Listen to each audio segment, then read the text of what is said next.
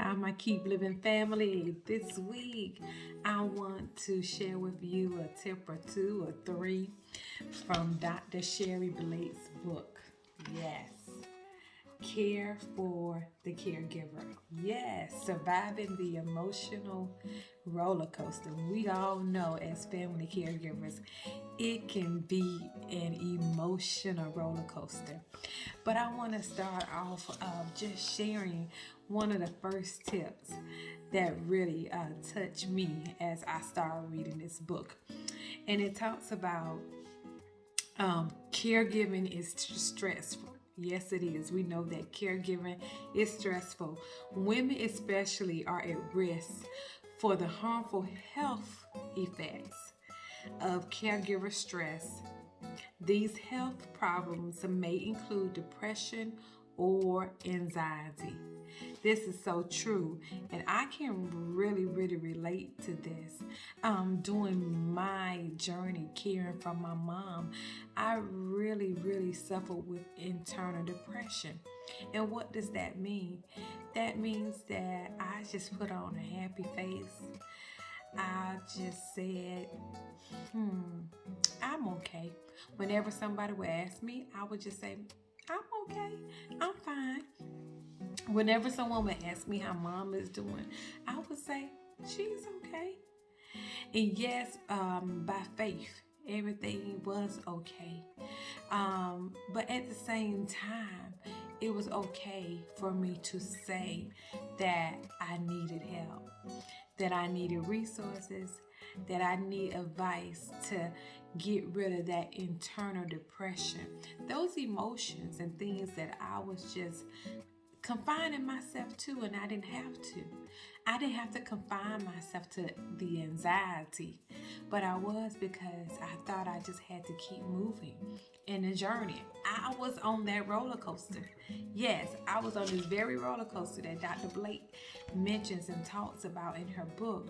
I was on that roller coaster because I felt like I just needed to take care of my mom, my family, my husband.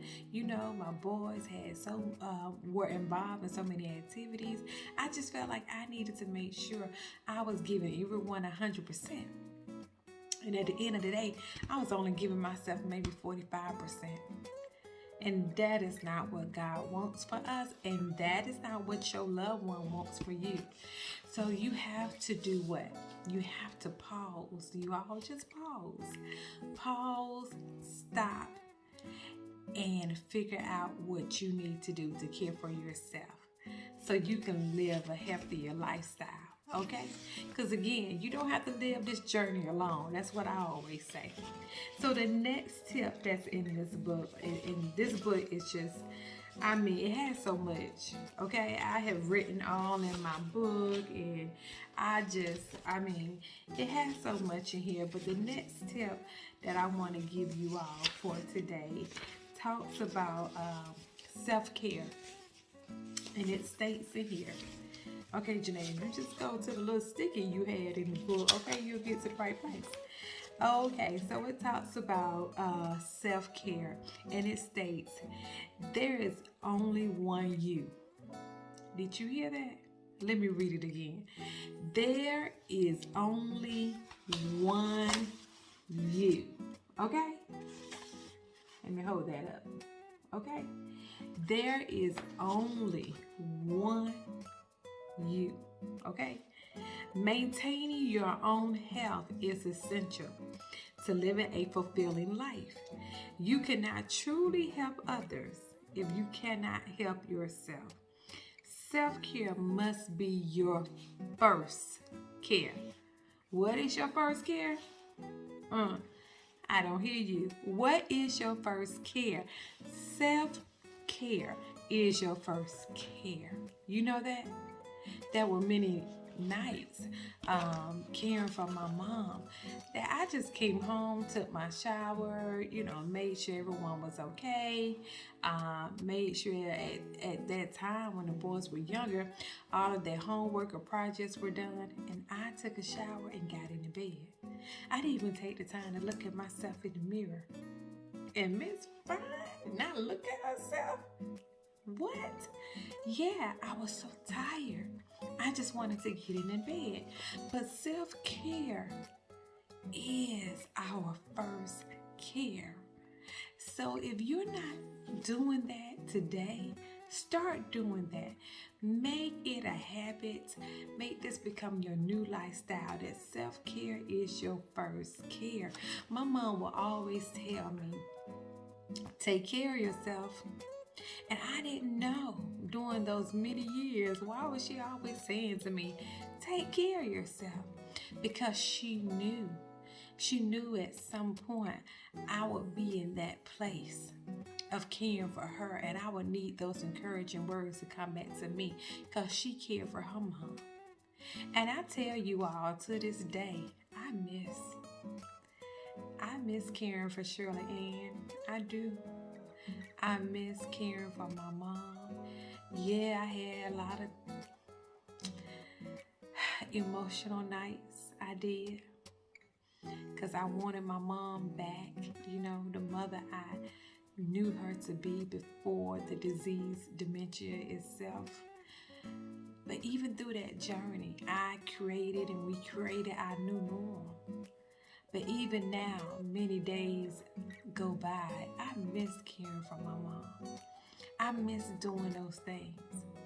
And one tip I really want to give to you that it will echo the message and the tips in Dr. Blake's book is that when you are with your loved one, make sure you spend quality time with them, okay?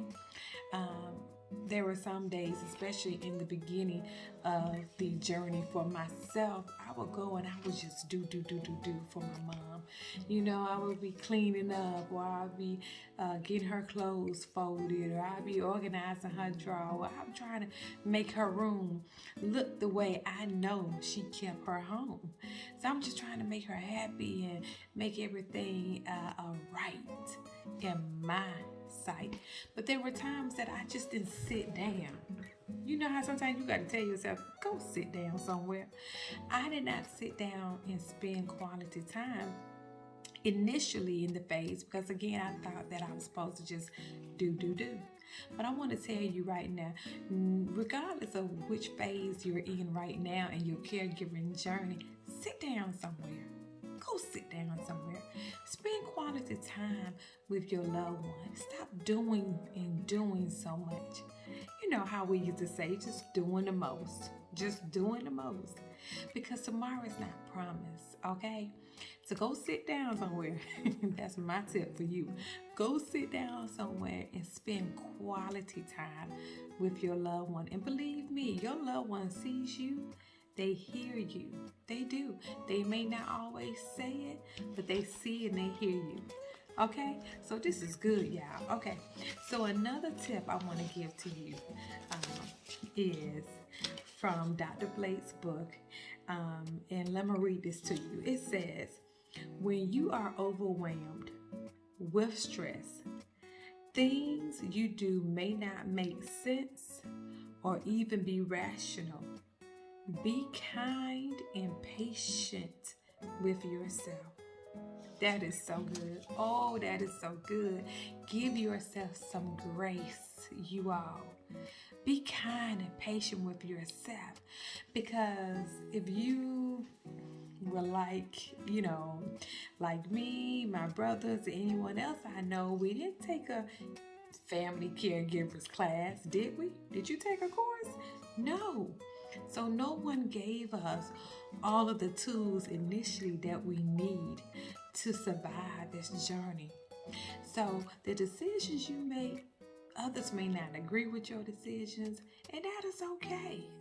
Some decisions you should not even probably share with others because you don't need their feedback.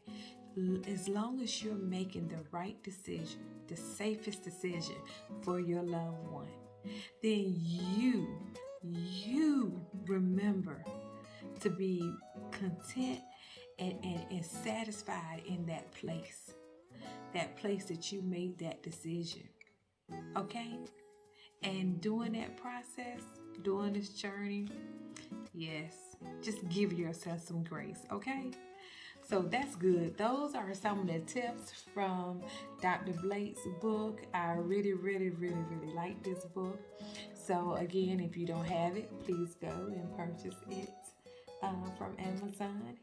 And I will continue to give you some more tips from this book this week, okay? Keep living, you all. Keep living. Don't live alone, though. Find you a good support system. Reach out to someone. Hey, call me if you need to. Reach out to me. Message me. I am here for you, okay? Keep living in your right mind. Talk to you soon.